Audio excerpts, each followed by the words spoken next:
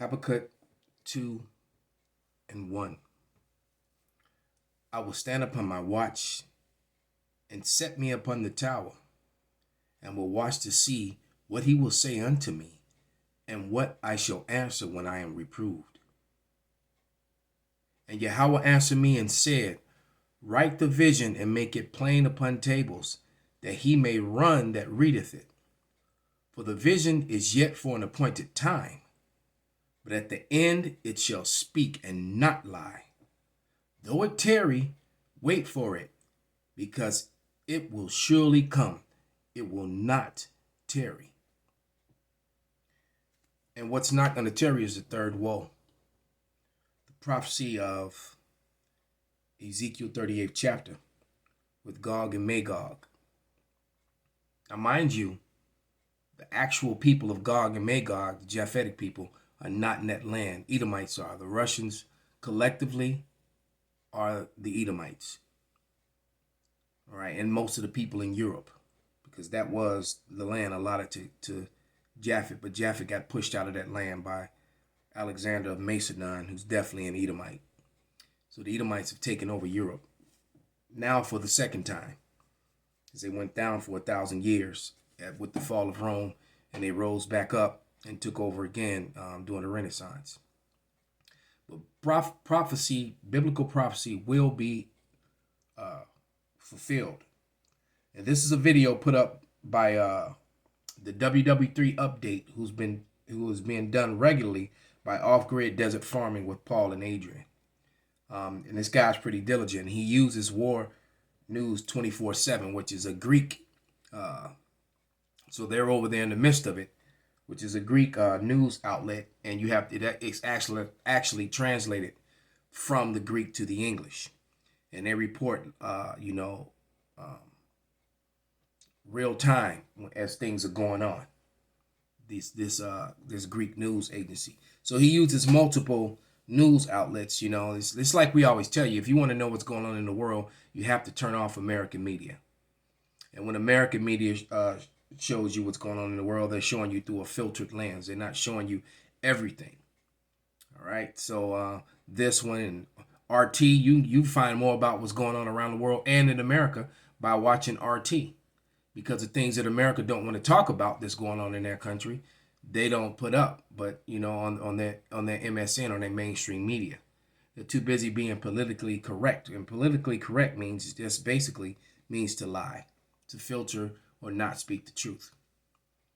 All right. But at the end, I'm going to let this video play about 5 minutes of it, because this is the crucial portion. This is an hour and 34-minute video, and I'm right about the 30-minute mark right here. And I'm going to let about 5 minutes play, because that was the most pertinent, in my opinion, information was from the 30th minute to the 35th minute.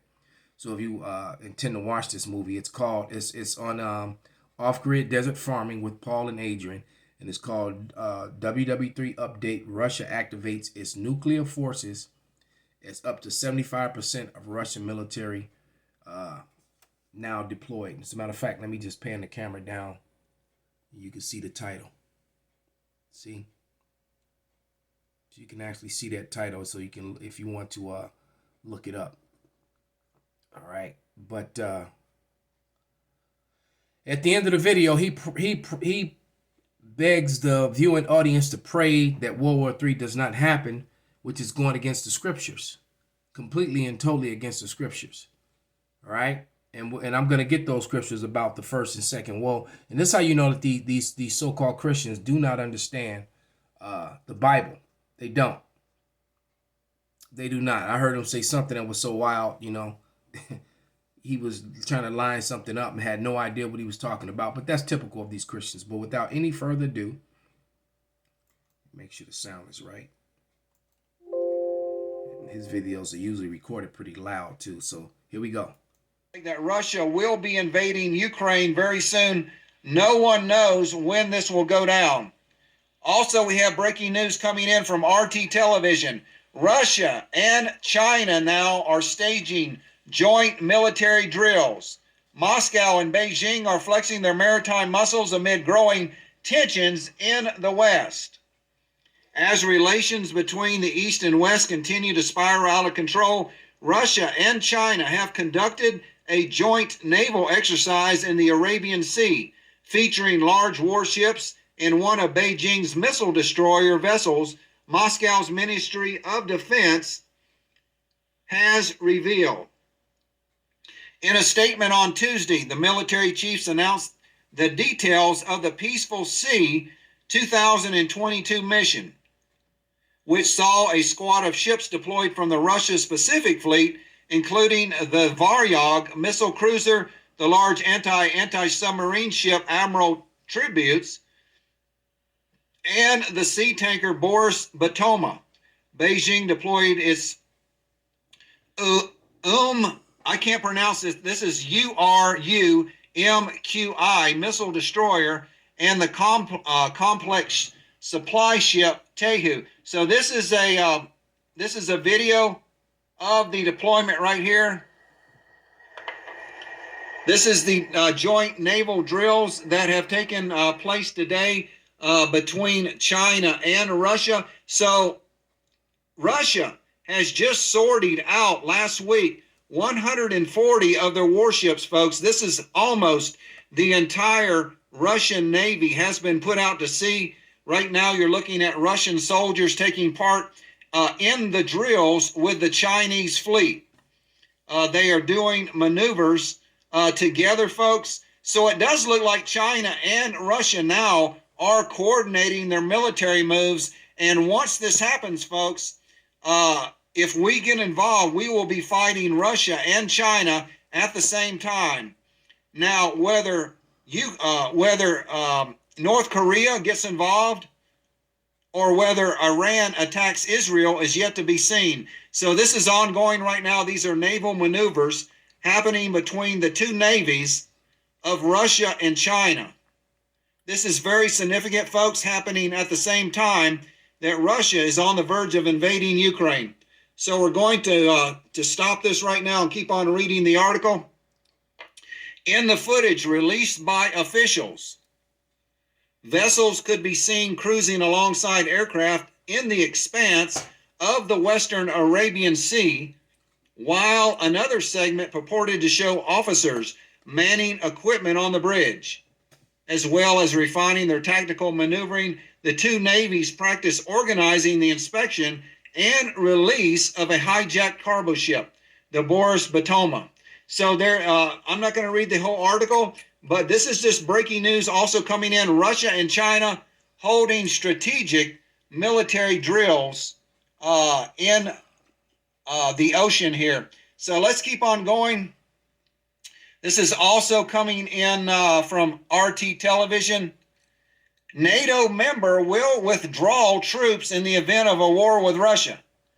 The Croatian President Zoran Milanovic blamed the United States for escalating the crisis and said his country would stay out of a conflict. So it looks like we have the fracturing of NATO right now, folks. It does look like that NATO is starting to fracture.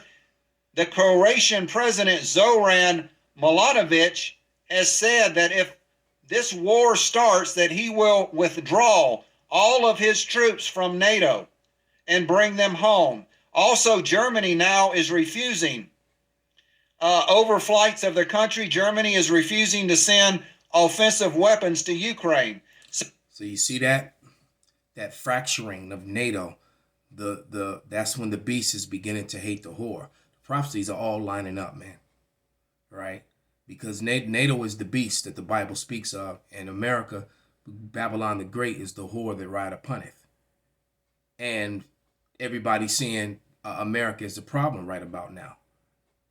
And basically anybody in general just saw an image of Ponce de Leon statue was just torn down. They call him a colonizing pig, was just torn down in Puerto Rico days ago. So the whole world is waking up to the wickedness of Esau Edom, man. But they're praying for, like I said at the end of this video, it's an hour and a half long, and at the end of this video, they began to pray and then trying to give themselves to the Lord. You can't give yourselves to the Lord, first off. But as a matter of fact, let's start here at Revelation 9 and 12. This prophecy, it says, one woe is past, and behold, there come two woes more hereafter. So the first woe was World War One. And you got in Revelation 8 and 13, it says, and I beheld and heard an angel flying through the midst of heaven, saying with a loud voice, woe, woe, woe. And woe means destruction to the inhabitants of the earth by the reason of the other voices of the trumpet of the three angels, which are yet to sound. So he was warning of the three woes. All right. Matter of fact, in Revelation 11 and 14, the second woe is past, and behold, the third woe cometh quickly. All right. So the second woe was World War II. And when you understand time frames, that one day to the Lord is 1,000 years to us, that's a very little time. All right. You had it wasn't so many years when World War II broke out after World War One, and now you've gone a little bit further with World War III, but it's upon you. It's upon you. And then at the end of this, he says, he comes up with that typical Christian garbage, which is not biblical or scriptural, or how you can admit you're a sinner and give yourself over to the Lord. And the only way you can be a sinner is if you're an Israelite. Only the people who are under the covenant can sin. Sin is transgression of the law, and the law wasn't given to all people. So that cuts that. All right. But let's go to John 15, 16 and shut it down. There's this madness. But this is John 15 and 16. And it reads, ye have not chosen me, but I have chosen you. This is in red. So this is the Lord speaking. This is Yahushua himself. And ordained you that you should go and bring forth fruit. Those are the men of the Lord who've been on the highways and byways, reaching out to their people, telling their people, what time it is, bringing out the prophecies, prophesying. Revelation 19:10, the spirit of Yahushua is the spirit of prophecy, man. All right.